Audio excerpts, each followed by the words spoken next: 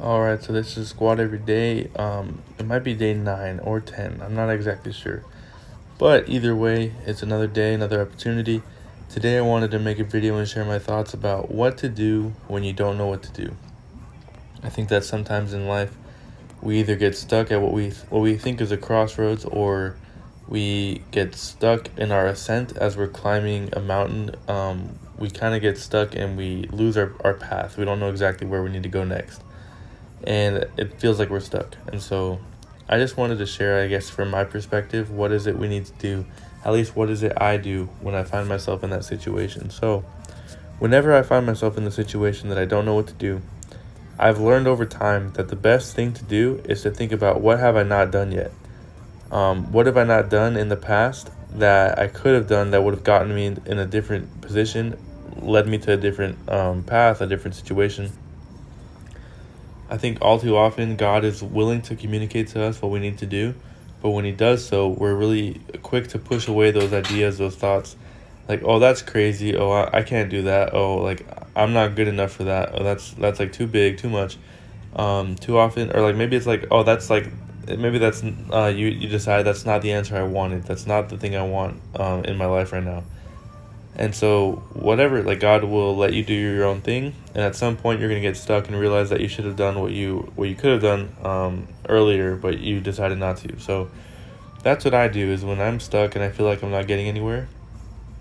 Over time, I've just learned the first thing you should do is think back to, what have I not done? What was I supposed to do and I didn't do it?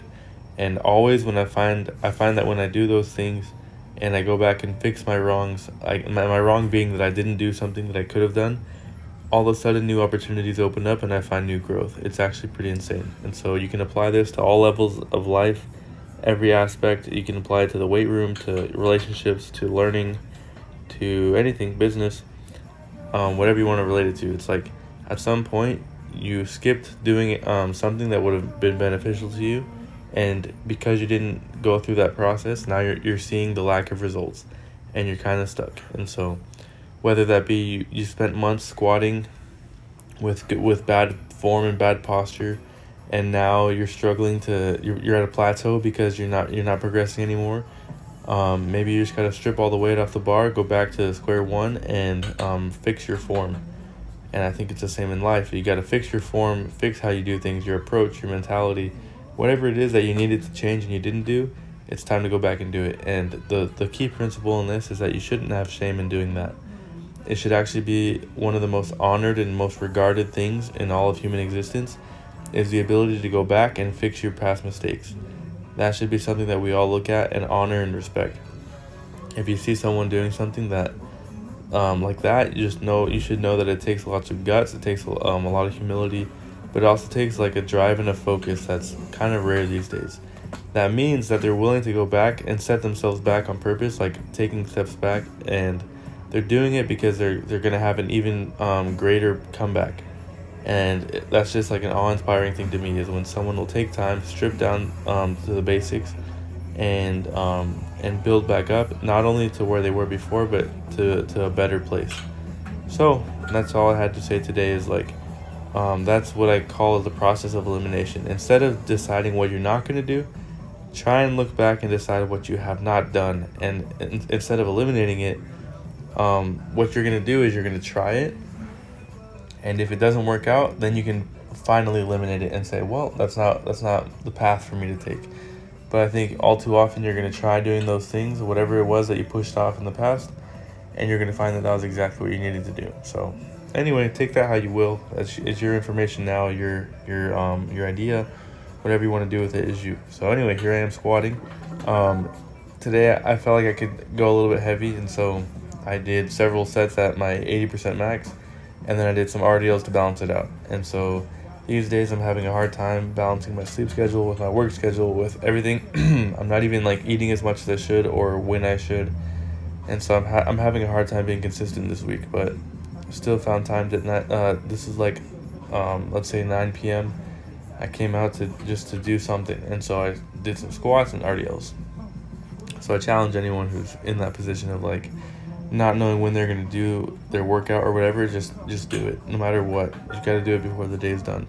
or else you're wasting a whole 24 hours. You're wasting breath, you're wasting energy. It's like you could have used it for something. So this might be one of my top sets. It might be, sorry, I wasn't paying attention to the video clips.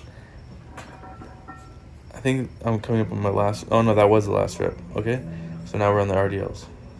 So if any of you haven't heard of these or haven't done them yet, RDLs is Romanian deadlifts, and it's basically a modified deadlift where you start from the high position. Instead of pulling the bar from the ground, you're lowering it from your waist down, and then you're standing it back up. And so what this does, it promotes like flexibility and strength in your hips and your knees and your back. It also will challenge your grip strength a lot, which I like. It's definitely helping me build my forearms and my grip strength, just due to the fact that like I can deadlift this with ease, but when it comes to gripping it, I feel like a lot of times my deadlift is only hindered by my lack of grip strength. And so I've been doing this every day that I squat. I do this because it helps balance out my push to pull ratio, which is something I've learned to be important. After squatting for like, let's say 2 months, I started to develop some knee issues with like the tendons and ligaments in my right knee. So one is that I found out I was kind of squatting unbalanced, like leaning left to right wise. And then two, I realized that I was pushing with my legs a lot more than I was pulling with my back. And so I started incorporating a lot of pulling exercises, and I tried to overcorrect it. At this point, I think I'm almost caught up. Like my back and my hips have gotten like a good deal stronger since I started doing that.